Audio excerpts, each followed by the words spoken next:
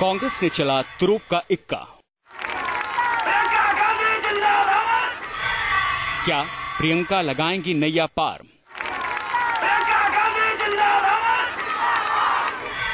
क्या प्रियंका रोकेंगी मोदी का रथ? हमारा इंतजार खत्म हुआ, पूरा विश्व जिनकी ओर आंख लगाए देख रहा है। आदरणीय नरेंद्र मोदी जी पधार चुके हैं। बीजेपी ने नरेंद्र मोदी के नाम का ब्रह्मास्त्र चला तो कांग्रेस में उनसे मुकाबले के लिए नए रणवीर की चुनौती थी। पार्टी के युवराज राहुल गांधी अभी तक मोदी के सामने अकेले ही रणभूमि में हुंकार भर रहे थे, लेकिन मोदी के सामने राहुल का जादू फीका पड़ रहा था। एक तरफ मोदी आवाम को सीधे अपने साथ जोड़ने में लगे हैं, तो राहुल गांधी पार्टी में एंग्री यंग मैन के तौर पर सामने आ रहे हैं। लिहाजा इस बार कांग्रेस ने चल दिया है तुरुप का इक्का। खबर है कि कांग्रेस ने प्रियंका गांधी को प्रचार की कमान सौंपने का फैसला कर लिया है। मतलब साफ है कि अभी तक मोदी के नाम पर इतराने वाली बीजेपी के सामने अब तगड़ी चुनौती है। क्या है पूरी खबर, क्या है इस खबर का सच, बताएंगे आपको। बने रहिए न्यूज नेशन के साथ।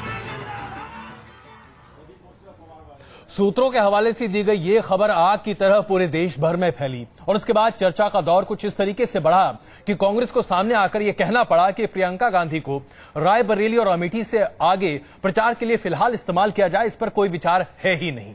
सवाल दरअसल ये उठ खड़ा होता है कि आखिरकार कांग्रेस ने ऐसा क्यों किया। इस पर हम चर्चा करेंगे। हमारे साथ मौजूद है एक वरिष्ठ पैनल और साथ साथ कुछ बच्चे हमारे साथ मौजूद हैं जो आज ये सवाल हाजिर करना चाहते हैं कि क्या वाकई में 2014 के लोकसभा के चुनाव में पूरा का पूरा गांधी परिवार और नरेंद्र मोदी एक दूसरे के आमने सामने होंगे। हमारे साथ इस चर्चा में शामिल हैं साबिर अली साहब जो कि जेडीयू के स्पोक्स पर्सन है, रामेश्वर चौरसिया बीजेपी के स्पोक्स पर्सन, बुकल नवाब समाजवादी पार्टी से स्पोक्स पर्सन। कांग्रेस से कोई भी प्रवक्ता आने को तैयार नहीं हुआ, जाहिर सी बात है। और हमारे साथ दो वरिष्ठ पत्रकार इस वक्त हमारे साथ मौजूद हैं, रामकृपाल सिंह और साथ ही साथ उर्मिलेश जी हमारे साथ मौजूद हैं। आप सबों का बहुत स्वागत है। इससे पहले कि हम चर्चा को शुरू करें, आइए हम आपको एक रिपोर्ट दिखाएं कि किस तरीके से सबसे पहले तो अनधिकृत तौर पर यह ब्रीफिंग की गई। बताया गया कि प्रियंका गांधी को दरअसल उतारा जा सकता है और ये वो कारगर जवाब है, ये वो ब्रह्मास्त्र है जिसे कांग्रेस पार्टी नरेंद्र मोदी के खिलाफ इस्तेमाल करेगी और आने वाले चुनाव में अपनी जीत सुनिश्चित करेगी। लेकिन जैसे ही चर्चाएं बढ़ी, आग की तरह फैली, वैसे ही कांग्रेस ने उस पर पानी डालने का काम करना शुरू कर दिया। क्या यही वास्तविकता है? देखिए रिपोर्ट।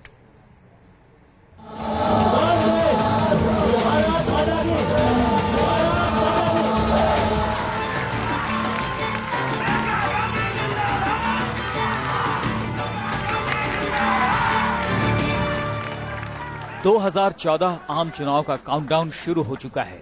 रणभूमि में रणबांकुरे उतर चुके हैं। एक तरफ बीजेपी के PM in waiting Narendra Modi हैं, तो दूसरी तरफ कांग्रेस के युवराज राहुल गांधी हैं। कोई लिस्ट जेल से निकलती है, कोई लिस्ट हर 22 साल चलती है। लिस्ट वायदों की लिस्ट, ये लो। देश की जनता को फैसला करना है कि यह देश संविधान के अनुसार चलेगा कि शहजादे की इच्छा के अनुसार चलेगा। लड़ाई भैया कराई जाती है। आरटीआई दो तो ये बंद कमरों में जो ब्यूरोक्रेट बैठे रहते हैं, राजनेता बैठे रहते हैं, इनकी बंद कमरों के दरवाजे खोले। पहली बार इस देश में ये ग्लास भरा हुआ है। चुनावी पटकथा तैयार है और पार्टियों में मिशन 2014 की तैयारियां तेज हैं। बीजेपी की तरफ से नरेंद्र मोदी को पीएम इन वेटिंग का ताज मिल चुका है। वहीं उनके मुकाबले में कांग्रेस अध्यक्ष सोनिया गांधी और पार्टी के उपाध्यक्ष राहुल गांधी मुकाबले में डटे हैं।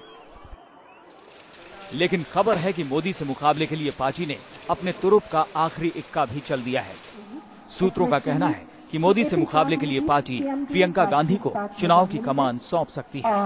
अरे हम स्वागत करते हैं इस बात का कि अगर सोनिया जी यहां से लड़ना चाहें या कांग्रेस लीडरशिप सोनिया जी को रिक्वेस्ट करें कि आप बेल्लारी से चुनाव लड़िए, तो ये बहुत अच्छी बात होगी कर्नाटका के लिए कि इसके पहले भी सोनिया गांधी जी वहां से भारी अक्सरियत से चुनाव जीती हैं। इतना ही नहीं, खबर तो ये भी है कि प्रियंका अपनी मां की रायबरेली लोकसभा सीट से किस्मत आजमा सकती हैं, जबकि सोनिया कर्नाटक की बेल्लारी सीट से चुनाव लड़ सकती हैं। दोपहर तक ये खबर मीडिया में सुर्खियां बनी हुई थी। लेकिन इस खबर के बाद कांग्रेसी खेमे में खलबली मच गई और आनन फानन में नेता सफाई देने में जुट गए। श्रीमती प्रियंका जी राष्ट्र स्तर के ऊपर कांग्रेस की तरफ से कैंपेनिंग करेंगे। हम इसको पूरी तरीके से इस भ्रामक प्रचार का खंडन करना चाहते हैं। इसके अंदर कोई भी सच्चाई नहीं है और इस प्रकार की खबर शरारत से भरी हुई है। मैं अपने भाई को कुछ नहीं सिखा सकती, मैं इसे बहुत ज्यादा जानते हैं। आप शायद इनको कांग्रेसी बेशक खबर का खंडन कर रहे हैं, लेकिन उनके सामने फिलहाल कोई उपाय भी नहीं है। कांग्रेस के सामने सबसे बड़ी चुनौती है तीसरी बार दिल्ली की कुर्सी पर कब्जा जमाने की। आंकड़ों पर नजर डालें तो लोकसभा में यूपीए के पास अभी 275 सीटें हैं, जिनमें अकेले कांग्रेस के पास 203 सीटें हैं, जिनमें अकेले बीजेपी के पास 117 सीट है। यानी एनडीए के पास खोने को कुछ नहीं है। कांग्रेस की साख दांव पर लगी है। वहीं बीजेपी के पास मोदी जैसा ब्रह्मास्त्र है, जबकि कांग्रेस ने अभी तक अपने प्रधानमंत्री पद के उम्मीदवार का खुलासा नहीं किया है। मनमोहन पर पार्टी मौन है और राहुल गांधी पर गोलमोल। बड़ा सवाल ये कि अगर आम चुनाव में कांग्रेस बैकफुट पर आई तो फिर पार्टी के पास क्या होगा अगला रास्ता। खबर आई कि प्रियंका गांधी अगले लोकसभा चुनाव में कांग्रेस के लिए प्रचार करेंगी। उसके बाद सियासी गलियारों में हलचल मच गई। आनंद फानन में कांग्रेस मीडिया के प्रमुख अजय माकन सामने आते हैं और कहते हैं कि इस खबर का सच्चाई से कोई वास्ता नहीं है। वीडियो जर्नलिस्ट शान के साथ मोहित राज दुबे, न्यूज नेशन, दिल्ली।